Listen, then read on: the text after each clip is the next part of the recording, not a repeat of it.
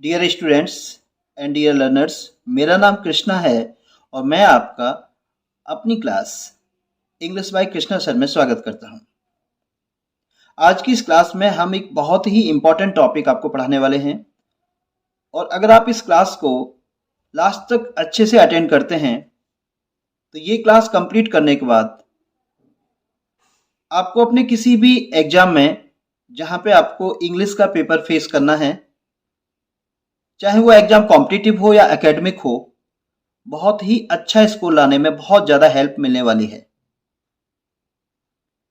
Dear students, सारे teachers हमें ये बताते हैं कि अपनी आंसर कॉपी टीचर को सबमिट करने से पहले, जब आपका एग्जाम कंप्लीट हो जाता है तो आप अपनी आंसर कॉपी को सबमिट करने से पहले टीचर के पास रिवीजन जरूर करें कि आपने जो वर्क किया है कहीं उसमें कोई ग्रामेटिकल मिस्टेक तो नहीं, स्पेलिंग एरर तो नहीं। ये नॉर्मल सी बातें आपको सारे टीचर्स बताते हैं जब आप उनकी क्लास अटेंड करते हैं, लेकिन इससे ज़्यादा कुछ नहीं बताते। इससे होता क्या है कि ये हर स्टूडेंट को पता है कि रिवीजन करना चाहिए, लेकिन बहुत कम स्टूडेंट ये जानते हैं कि रिवीजन करने का राइट साइंटिफिक मेथड क्या है जिससे कि हम अपने स्कोर को इम्प्रूव कर सकें। तो आज की इस क्लास में हम आपको यही बताने वाले हैं कि अपनी आंसर कॉपी को टीचर को देने से पहले रिवीजन करें, लेकिन किस प्रकार करें, कौन से वो पर्टिकुलर पॉइंट्स हैं जिन पर आपको फोकस करना है जिससे कि आप अपनी मिस्टेक्स को खुद एडिट कर सकें, सही कर सकें उनको और अपने स्कोर्स को इम्प्रूव कर सकें। तो ये क्लास बहुत ज़्यादा इंपॉर्टेंट रहने वाली है। आप जो भी इंपॉर्टेंट पॉइंट्स हम यहाँ डिस्कस करेंगे, जो टिप्स आपको देंगे, उनको आप नोट भी करें, क्योंकि अगर आप हैंड रिटन नोट्स बनाते हैं तो वो आपके माइंड में लॉन्ग टाइम तक सेव्ड रहते हैं और आप एग्जामिनेशन कंडीशन में उन चीज़ों का यूज कर पाते हैं जो अपने हाथ से आपने कभी नोट की होती हैं, जिनको आपने रिवाइज किया होता है।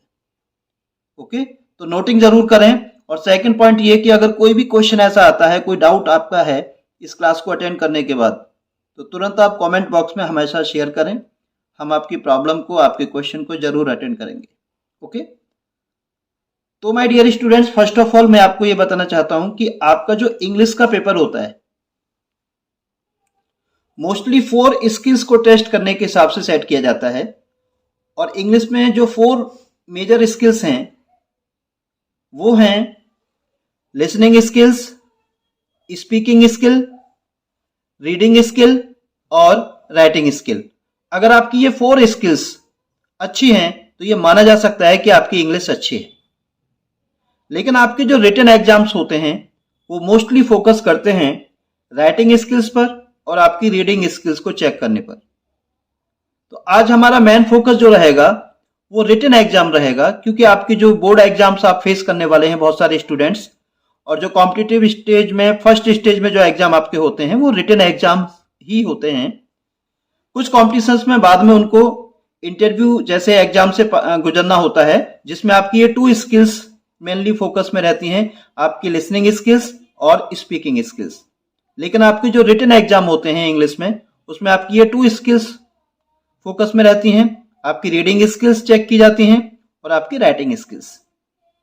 तो आपको ये समझना चाहिए कि ये 4 स्किल्स ही हैं जिनके बेस पर आपकी इंग्लिश को चेक किया जाता है कि आपका इंग्लिश का जो स्टैंडर्ड है वो कैसा है। ओके डियर स्टूडेंट्स, जो आपका एग्जाम होता है इंग्लिश का, जो रिटन एग्जाम होता है, वो मेनली 4 सेक्शंस में डिवाइड किया जा सकता है। और वो 4 सेक्शंस कौन से हैं? आपके कुछ क्वेश्चंस होते हैं जिनका कनेक्शन किससे होता है? वोकेबलरी से, कि आपकी वोकेबलरी स्किल्स कैसी हैं। ऐसे क्वेश्चंस में एंटोनिम्स हो सकते हैं, सिनोनिम्स हो सकते हैं, वन वर्ड सब्स्टिट्यूट, ये भी क्वेश्चन आता है जहां पे आपको स्टेटमेंट दिया जाता है और 1 वर्ड में आपको आंसर देना होता है। For example, any child who has lost his parents, एक बच्चा जिसके माता पिता ना हो तो इसको क्या कहते हैं? Orphan, ORPHAN। तो ऐसे बहुत सारे क्वेश्चन वोकेबलरी में आते हैं। इसमें होमोफोन्स भी आते हैं, होमोग्राफ्स भी आते हैं। इन पर हमने पर्टिकुलर लेसन्स तैयार किए हैं जो आने वाले टाइम में आपको 1 बाय 1 सारे टॉपिक्स पर क्लास हम देने वाले हैं। और उन क्लासेज में हम ये टॉपिक्स डिस्कस करेंगे कि होमोफोन्स क्या हैं, होमोग्राफ्स क्या हैं। लेकिन इस समय केवल हम आपको ये बताना चाहेंगे कि वोकेबलरी के अंदर बहुत सारे क्वेश्चंस आते हैं। इसमें मिसिंग लेटर्स वाले क्वेश्चन भी हो सकते हैं, आपको स्पेलिंग दी जाती है और उसके अंदर आपको कुछ लेटर्स मिस किए गए होते हैं और आपको फिल करना होता है। ओके, मिस स्पेल्ड को भी चूज करने को कहा जाता है, कुछ वर्ड्स की स्पेलिंग इनकरेक्ट होती है, आपको फाइंड करना होता है कि कौन सा वर्ड है जिसकी स्पेलिंग इनकरेक्ट है या कौन सा वर्ड है जिसकी स्पेलिंग करेक्ट है, इस टाइप से स्पॉट करने को कहा जाता है। तो ये वोकेबुलरी के क्वेश्चंस होते हैं।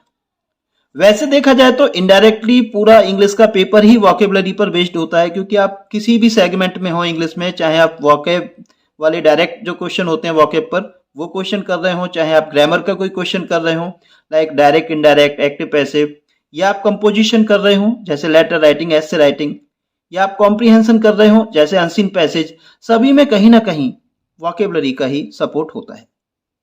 ओके, तो एक सेक्शन तो आपका वोकेबुलरी है। सेकंड सेक्शन क्या है? ग्रामर।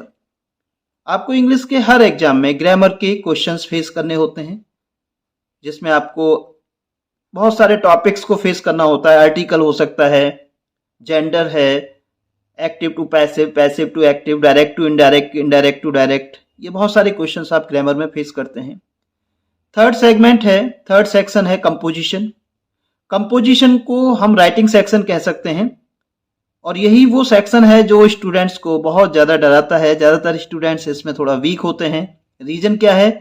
अगर आपका वोकेबुलरी और ग्रामर स्ट्रांग नहीं है तो ये कंपोजिशन यानी राइटिंग सेक्शन स्ट्रांग नहीं हो सकता। इस सेक्शन के अंदर किस तरह के क्वेश्चन होते हैं? For example letter writing, essay writing, email writing, notice writing, message writing, diary writing, ये जस्ट जितना भी राइटिंग टास्क है वो सब कंपोजिशन में आता है। और फोर्थ जो सेक्शन होता है आपके किसी भी इंग्लिश एग्जाम में बड़ा इंपॉर्टेंट सेक्शन है, वो है कॉम्प्रिहेंशन, जिसका एक क्वेश्चन रेगुलर आपको देखने को मिलता है 10th और 12th के बोर्ड एग्जाम में। यूपी बोर्ड का जब आप एग्जामिनेशन, कोई भी एग्जाम आप देखेंगे जो अब से पहले हुए हैं, किसी भी ईयर का क्वेश्चन पेपर देखोगे तो अनसीन पैसेज का एक क्वेश्चन लास्ट में आता है। 10th में भी आता है, 12th में भी आता है, जिसमें आपको एक पैराग्राफ दिया जाता है और उसमें से आपको कुछ क्वेश्चंस पुटअप किए जाते हैं जिनके आंसर्स आपको देने होते हैं। तो ये कॉम्प्रिहेंशन है। तो 4 जो सेक्शंस आपको फेस करने होते हैं इंग्लिश के किसी भी एग्जाम में वो यही है। आप कोई भी एग्जाम देखिएगा, आप अपनी लाइफ में अब तक जितने भी एग्जाम दिए हैं या आगे जितने भी एग्जाम आप फेस करोगे इंग्लिश के, ये 4 सेगमेंट हैं, ये 4 सेक्शन हैं जो आपको फेस करने होंगे। वोकेबुलरी, ग्रामर, कंपोजिशन और कॉम्प्रिहेंशन। तो अगर आपकी वोकेबुलरी स्ट्रांग है, अगर आपकी ग्रामर स्ट्रांग है, कंपोजिशन स्ट्रांग है, कॉम्प्रिहेंशन स्ट्रांग है, तो आप किसी भी एग्जाम में, किसी भी रिटन एग्जाम में, ग्रामर में या कंपोजिशन में, वोकेबुलरी में, आप कहीं भी कोई ऐसा बड़ा चैलेंज फेस नहीं करोगे, आप अच्छा स्कोर करोगे। लेकिन यहां ये ध्यान रखें कि वोकेबुलरी और ग्रामर स्ट्रांग होने के बाद ही आप कंपोजिशन और कॉम्प्रिहेंशन में बेटर कर सकते हो।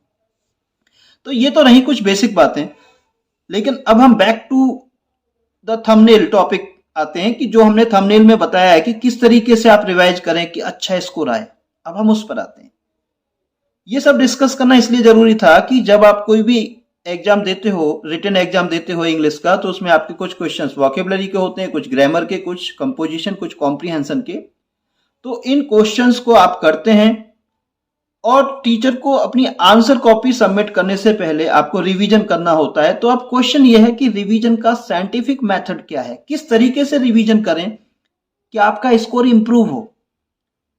रिवीजन मोस्ट इंपॉर्टेंट वर्कआउट है जो हमें करना चाहिए, लेकिन कुछ स्टूडेंट्स क्या करते हैं, लास्ट स्टेज तक रिटन वर्क करते रहते हैं, वो रिवीजन नहीं करते हैं और कई बार टीचर उनसे उनके आंसर कॉपी छीन लेते हैं क्योंकि टाइम अप हो जाता है। तो ऐसी कंडीशन बहुत ही अनफॉर्चुनेट होती है। एक अच्छी कंडीशन ये है कि आप इस टाइप से अपना टाइम मैनेजमेंट करें कि 10-15 मिनट आपको रिवीजन के लिए जरूर मिले, और वो 15 मिनट बहुत इंपॉर्टेंट रोल प्ले कर सकते हैं अगर आपका रिवीजन करने का जो मेथड है वो साइंटिफिक हो। तो अब हम आपको बताते हैं कि साइंटिफिक मेथड क्या है रिवीजन करने का। ओके, तो फर्स्ट ऑफ ऑल आपको क्या करना चाहिए? तो dear students, first of all आपको फोकस करना चाहिए अपनी स्पेलिंग्स पर। कई बार क्या होता है कि आप जो लिख रहे होते हैं उस समय आप अपने माइंड में बहुत सारी चीजों को लेकर चल रहे होते हैं, तो आपके माइंड में स्पेलिंग होती है वो राइट, लेकिन जब आप उसे पेन डाउन करते हैं, लिखते हैं, तो कहीं ना कहीं मिस्टेक आपसे हो जाती है और आपको लग रहा है कि मैं वही लिख रहा हूं जो मैं सोच रहा हूं, लेकिन लिख आप कुछ और देते हैं। जैसे ई की पोजीशन में आई हो जाता है, आई की पोजीशन में ई हो गया, कुछ ऐसी माइनर मिस्टेक्स हो जाती हैं। कुछ लोग एम की पोजीशन में एन लिख देते हैं जल्दबाजी में और एन को एम लिख देते हैं। तो आप ओवर कॉन्फिडेंट ना हो। ओवर कॉन्फिडेंस हमेशा ही हार्मफुल है।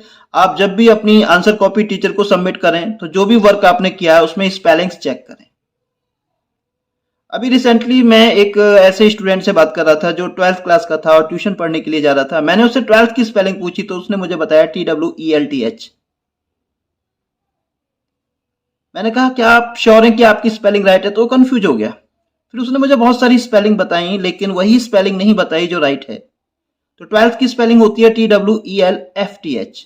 अक्सर स्टूडेंट एफ को मिस करते हैं। फिर मैंने उससे पूछा आप ट्यूशन पढ़ने जा रहे हो, मुझे ट्यूशन की स्पेलिंग बताइए। उसने ट्यूशन की भी मुझे बहुत सारी स्पेलिंग्स बताई लेकिन वही स्पेलिंग नहीं बताई जो राइट है।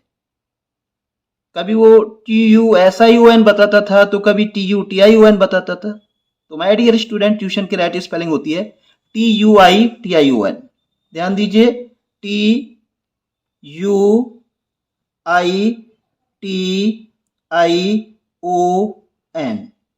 राइट। तो ये ट्यूशन की राइट स्पेलिंग है TUITION। तो ऐसी बहुत सारी माइनर स्पेलिंग मिस्टेक्स होती हैं। हमें लगता है कि हमारे माइंड में जो स्पेलिंग है वही हम लिख रहे हैं, हम लिख कुछ और देते हैं। तो टीचर को नोटबुक सबमिट करने से पहले आपने जो कुछ वर्क किया है, रिटन किया है, उसमें स्पेलिंग्स को जरूर ऑब्जर्व करें, रिव्यू करें कि कहीं उनमें कोई स्पेलिंग एरर तो नहीं है, राइट। अब जो नेक्स्ट पॉइंट आपको देखना है वो है पॉइंट नंबर 2, पंक्चुएशन। बहुत सारे स्टूडेंट्स ऐसे हैं कि पंक्चुएशन को बहुत हल्के में लेते हैं, उन्हें लगता है इससे कोई फर्क नहीं पड़ता। लेकिन ग्रामर में एक बहुत इंपॉर्टेंट चैप्टर है पंक्चुएशन। आप यूपी बोर्ड की 10th की बुक देखेंगे, a new style of general English, तो उसमें एक पर्टिकुलर चैप्टर दे रखा है।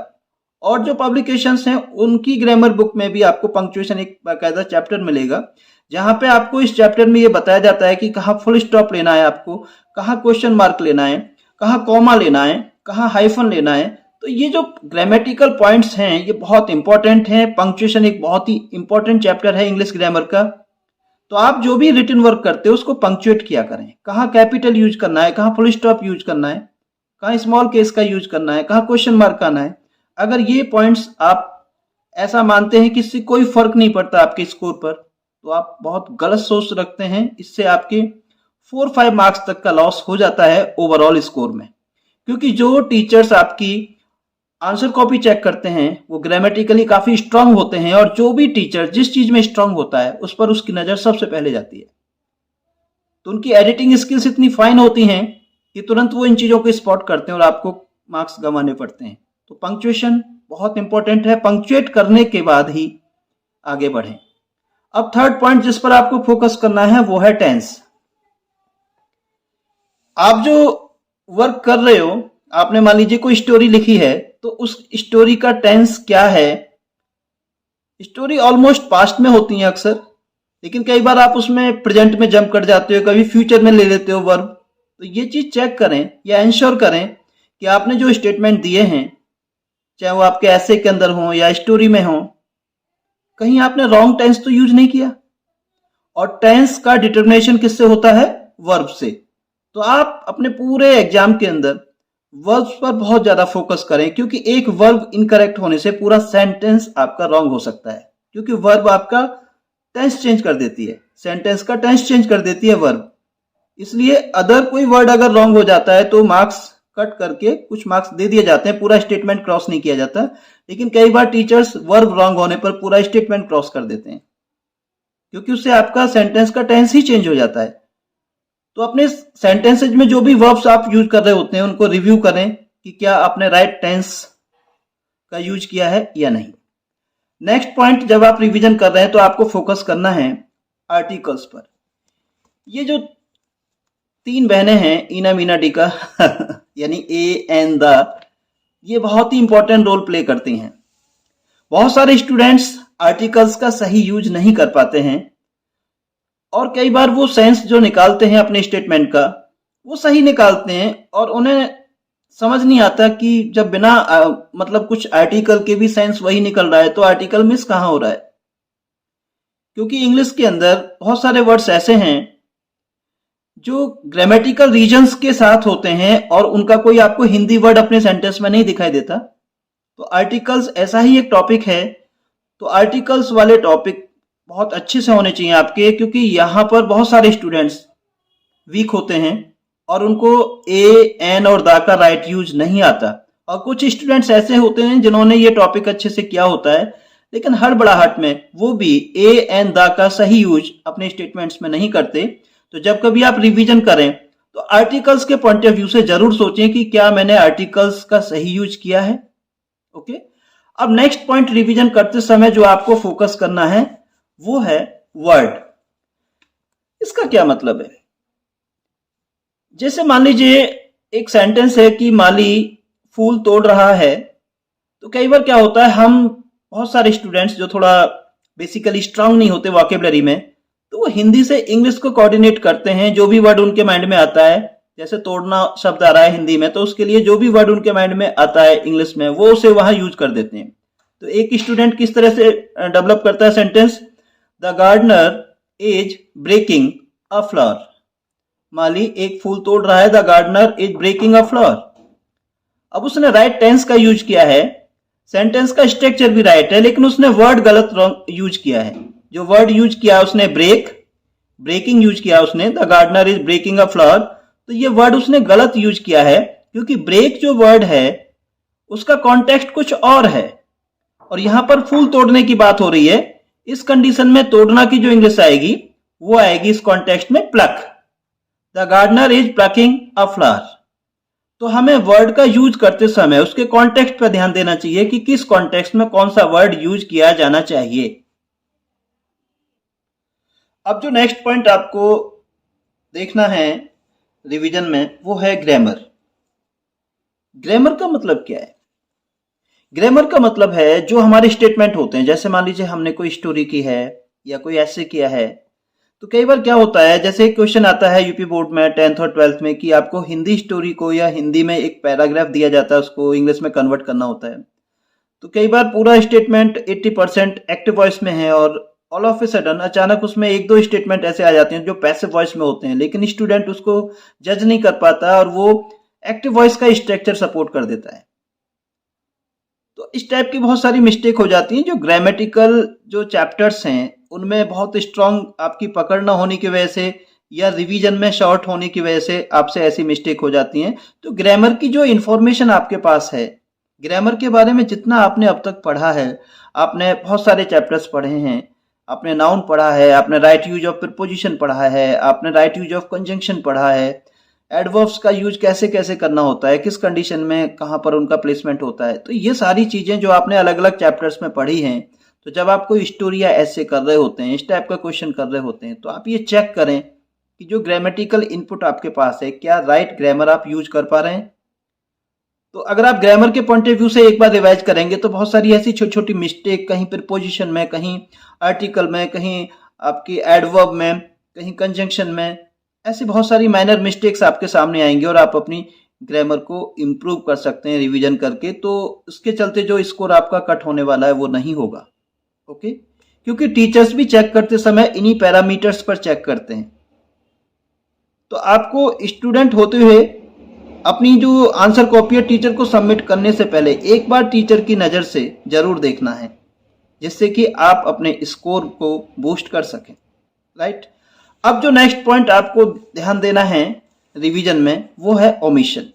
ओमिशन का मतलब क्या होता है, आपका जो स्टेटमेंट है वो आपको कई बार कंप्लीट नजर आ रहा होता है, लेकिन आप उसमें माइनर वर्ड्स को स्किप कर रहे होते हो। कहीं आप प्रीपोजिशन स्किप कर रहे होते हो, कहीं आप article A and the skip कर रहे होते हो।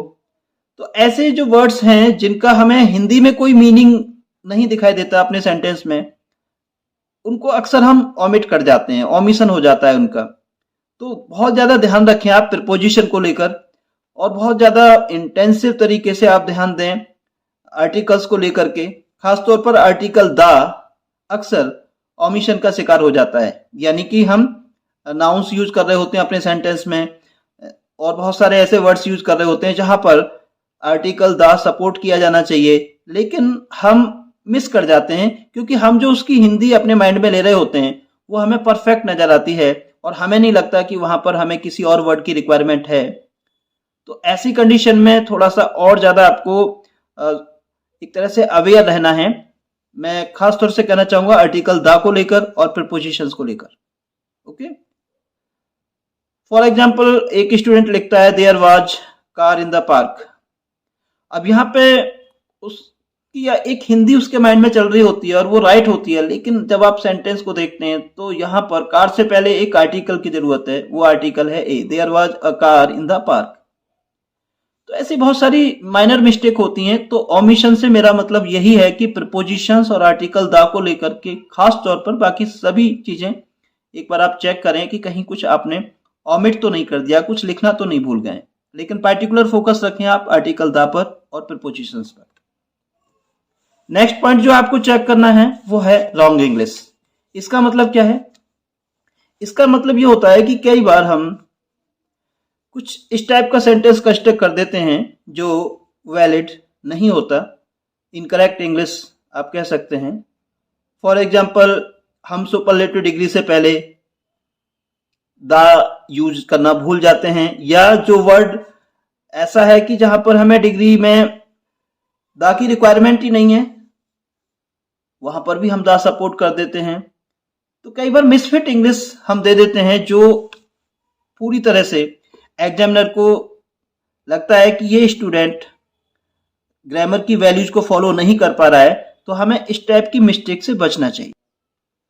अक्सर जो मिस्टेक होती है स्टूडेंट से वो होती है स्ट्रक्चर में।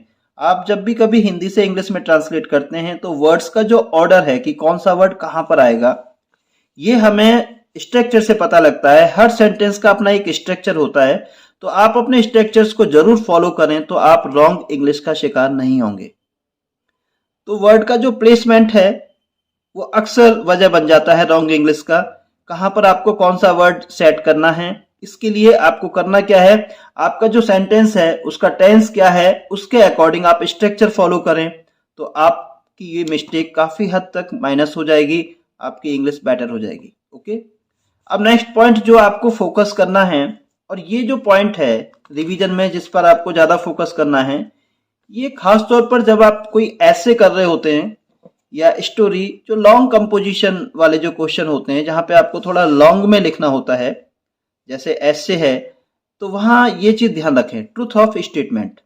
आप जो इंफॉर्मेशन दे रहे हैं, जैसे मान लीजिए आप ऐसे लिख रहे हैं पॉल्यूशन के बारे में, तो उसमें कई बार आपको कुछ ऐसे स्टेटमेंट्स देने होते हैं जो जनरल नॉलेज से कनेक्टेड होते हैं।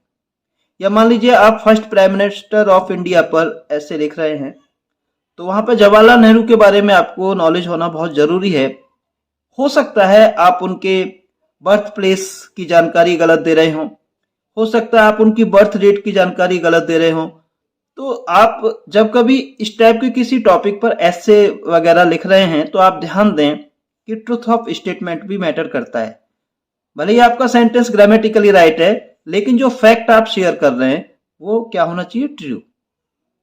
तो कंपोजिशन में खासतौर से ऐसे राइटिंग के अंदर आप ये चीज ध्यान रखें कि जो आप स्टेटमेंट दे रहे हैं उसमें जो इंफॉर्मेशन आप दे रहे हैं ग्रामेटिकली राइट होने के साथ साथ वो सेंटेंस एज ए फैक्ट भी राइट होना चाहिए, वो इंफॉर्मेशन भी ट्रू होनी चाहिए। उसके बेस पर भी आपके मार्क्स कट होते हैं। कई बार आपका स्टेटमेंट ग्रामेटिकली राइट होता है लेकिन जो इंफॉर्मेशन आप दे रहे होते हैं वो ट्रू नहीं होती, तो इसके वजह से आपके मार्क्स कट जाते हैं। तो ये पॉइंट क्या है, ट्रूथ ऑफ स्टेटमेंट।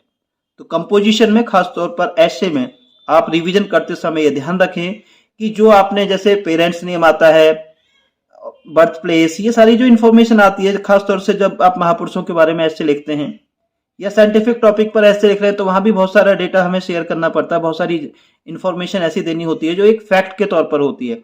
तो आप जरूर ये चेक करें कि जो फैक्ट्स आपने शेयर किए हैं वो राइट हैं या नहीं। एक बार रिवीजन कर लेंगे तो कोई इस टाइप की मिस्टेक होगी तो उसे आप फिल्टर कर पाएंगे। अब जो नेक्स्ट पॉइंट आपको रिवीजन करते समय ध्यान रखना है वो है इररिलेवेंसी। इसका मतलब क्या हुआ? इसका मतलब है कि आपसे पूछा कुछ जा रहा है, आप लिख किसी और थीम पर रहे हैं, हो सकता है ग्रामेटिकली आपका सेंटेंस राइट हो। सपोज करिए कि ऐसे आया, role of Indian railways in national integration, Bharat की एकाग्रता मतलब अखंडता में इंडियन रेलवे का, भारतीय रेलवे का योगदान, ये टॉपिक है।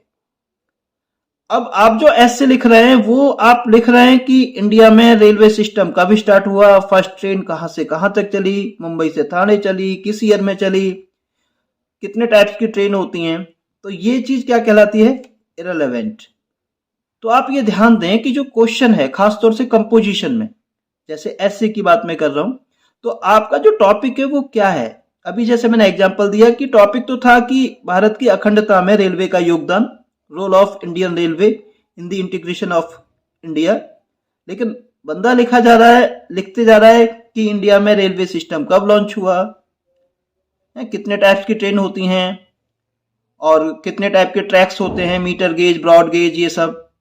तो ऐसे में क्या होगा, हो सकता है ग्रामेटिकली उसने कोई मिस्टेक ना की हो, स्पेलिंग्स उसकी सारी राइट हो, लेकिन तब भी उसका स्कोर कट किया जाएगा क्योंकि उसने उस टॉपिक से हट के लिखा है। और अगर आप टॉपिक से डाइवर्ट हो जाते हो तो आपका अच्छा स्कोर नहीं आ सकता।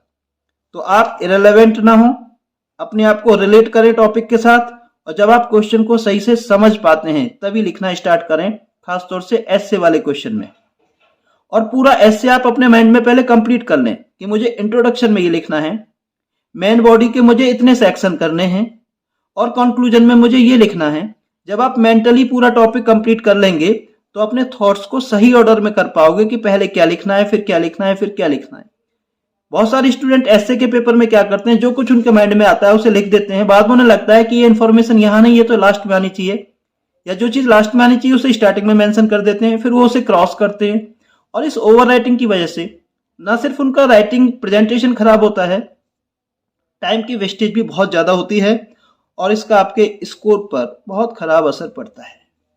अब जो नेक्स्ट पॉइंट है जो हमें फोकस करना है रिवीजन करते समय, ये भी खासतौर पर ऐसे वाले क्वेश्चन में आपको ध्यान रखना है, वो है एग्जेगरेशन। एग्जेगरेशन का मतलब है कि अगर किसी क्वेश्चन में आपसे क्लियर कहा गया है कि आंसर आपका लगभग 50 वर्ड्स के आसपास हो, तो आप वहां 100 वर्ड्स ना लिखें।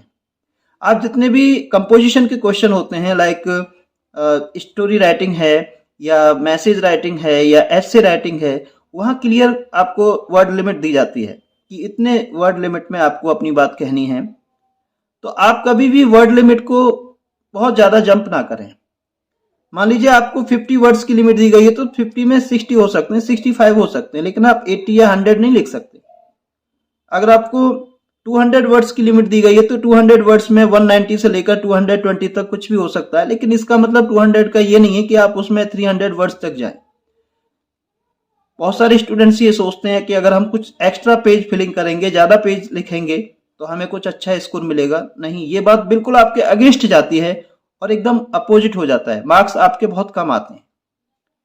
क्योंकि एक्स्ट्रा लिखना फिर भी आसान है, संक्षिप्त में लिखना और टू द पॉइंट लिखना ये बड़ा चैलेंज है। गागर में सागर हर कोई नहीं भर सकता। तो ये भी एक स्किल है और यही चीज तो एग्जामिनर चेक करना चाहता है। तो इसलिए कभी भी आप एग्जीगरेट ना करें, ना उससे सिर्फ आपका टाइम वेस्ट होता है और आपके पास रिवीजन के लिए टाइम की कमी पड़ जाती है, और क्वेश्चंस में आप कुछ इंप्रूव कर सकते थे, कुछ ऐड कर सकते थे, वो टाइम आपके पास नहीं बचता। तो कभी भी आप अपने किसी भी एग्जाम में, इंग्लिश के पेपर में एग्जीगरेट ना करें। जो वर्ड लिमिट दे रखी है उसी के हिसाब से टाइम दें क्वेश्चन को। जहां पे वर्ड लिमिट ज्यादा है, मार्क्स वेट ज्यादा है, वहां पर टाइम ज्यादा दें, और जहां पर मार्क्स वेट कम है, वर्ड लिमिट कम दे रखी है, वहां पर टाइम वेट कम दें, टाइम कम दें। तो अगर आप इन पॉइंट्स को ध्यान रखेंगे तो माय डियर स्टूडेंट्स, कोई वजह नहीं कि आप अच्छा इसको ना कर पाओ। तो रिवीजन करने के लिए आपको हमारी ये टेक्निक फॉलो करनी है जो हमने आपके साथ डिस्कस की है। एक बार इसका शॉर्ट रिव्यू ले लेते हैं कि हमने आपको क्या बताया। हमने बताया एग्जीगरेट ना करें, टू द पॉइंट लिखें। हमने बताया टॉपिक को समझें, उसके बाद ही जिस टॉपिक पर क्वेश्चन है उसी टॉपिक पर आंसर दें। हमने बताया कि जो फैक्ट आप दे रहे हैं, ट्रूथ ऑफ स्टेटमेंट, उसका भी ध्यान रखें। जनरल नॉलेज के पॉइंट ऑफ व्यू से भी आपको थोड़ा स्ट्रांग रहना है, क्योंकि ऐसे के पेपर में कई बार ऐसे क्वेश्चन आ जाते हैं जहां पे आपका फैक्ट मैटर करता है। ग्रामर के साथ साथ आप ट्रूथ ऑफ स्टेटमेंट का भी ध्यान रखें। ग्रामर में स्ट्रक्चर्स की बहुत वैल्यू है, तो सेंटेंस मेकिंग जो आपकी होती है उसमें आप अपने स्ट्रक्चर्स को फॉलो करें, रॉन्ग इंग्लिश ना दें। ओमिशन का ध्यान रखें, खासतौर से आर्टिकल द और प्रीपोजिशन। ग्रामर की जो इंफॉर्मेशन आपके पास होती है कि आप उसे सही से यूज कर पा रहे हैं, ग्रामेटिकल वैल्यूज का मैक्सिमम ध्यान रखें जितना हो सकता है। वर्ड्स को यूज करते समय सिर्फ हिंदी का ही फोकस नहीं करना है कि ये हिंदी के हिसाब से आप वर्ड यूज कर रहे हैं, आप ये भी ध्यान दें कि कौन सा वर्ड किस कॉन्टेक्स्ट में यूज होता है। एक कंडीशन में एक वर्ड राइट है, दूसरी कंडीशन में दूसरा वर्ड राइट है, दोनों की हिंदी सेम है, तो कॉन्टेक्स्ट बहुत इंपॉर्टेंट है, उसका ध्यान रखें। आर्टिकल्स को लेकर के बहुत रिवीजन आपको करने की जरूरत है, तभी आपकी ग्रिप इस पर बन पाएगी, तो आर्टिकल्स का ध्यान रखें। आप अपने टेंस को लेकर के बहुत अच्छे से रिवाइज करें, क्योंकि टेंस की वजह से, टेंस रॉन्ग होने की वजह से पूरा स्टेटमेंट आपका क्रॉस हो सकता है। पंक्चुएशन का ध्यान रखें, कैपिटल केस, स्मॉल केस, और ये जो पंक्चुएशन सिंबल्स होते हैं, question mark, full stop, exclamatory sign, इन सब का ध्यान रखें। आपने जो भी स्पेलिंग्स यूज की हैं उनको भी आप एक बार चेक कर लें। तो अगर आप इस तरीके से रिवाइज करेंगे तो आई एम श्योर कि आप बहुत अच्छा स्कोर करोगे, और ये रिवीजन आपको 5 से 10 मार्क्स तक का बाउंस दे सकता है आपके एग्जाम में। तो डियर स्टूडेंट्स, आज हमने आपके साथ 11 पॉइंट्स शेयर किए। उन 11 पॉइंट्स के बेस पर आपको अपने एग्जाम में रिवाइज करना है। जब ये 11 पॉइंट्स के बेस पर रिवीजन आप कर लें, तब अपनी जो आंसर कॉपी है टीचर को फॉरवर्ड करें सबमिट करने के लिए, तो आप बहुत अच्छा स्कोर कर पाएंगे, आई होप सो। ओके, तो अगर आपको ये वीडियो पसंद आया है तो लाइक करना ना भूलें, और अपने उन फ्रेंड्स तक जो किसी भी एग्जाम की तैयारी कर रहे हैं ये वीडियो शेयर करें। अगर आप फ्रेशर हैं तो चैनल को सब्सक्राइब जरूर करें, और बेल आइकॉन प्रेस करना बिल्कुल ना भूलें। हम लगातार ऐसे ही टॉपिक्स पर वीडियो अपडेट यहाँ देते रहते हैं, नए नए वीडियोज आपके लिए लाते रहे हैं, और हमारी क्लास में हमेशा आपको कुछ हटके मिलेगा, ये हमारा वादा है। बस आपसे ये सपोर्ट चाहिए कि आप अपने क्वेश्चंस को कमेंट बॉक्स के थ्रू हमारे साथ शेयर करते रहें, जिससे कि हमें ये पता लग पाए कि आपकी प्रॉब्लम्स क्या हैं, आपके डाउट्स क्या हैं, और आने वाली क्लासेज में हम उन डाउट्स को हैंडल कर सकें और आपकी प्रॉब्लम को दूर कर सकें। Okay, so thank you so much, और चैनल को सब्सक्राइब जरूर करें। और इस समय स्क्रीन पर आप ये 2 वीडियोस देख रहे हैं जो आपके आने वाले एग्जाम्स के लिए बहुत ज़्यादा इंपॉर्टेंट हैं। अगर हो सके तो वॉच करें। I will be back with a new topic. Thank you.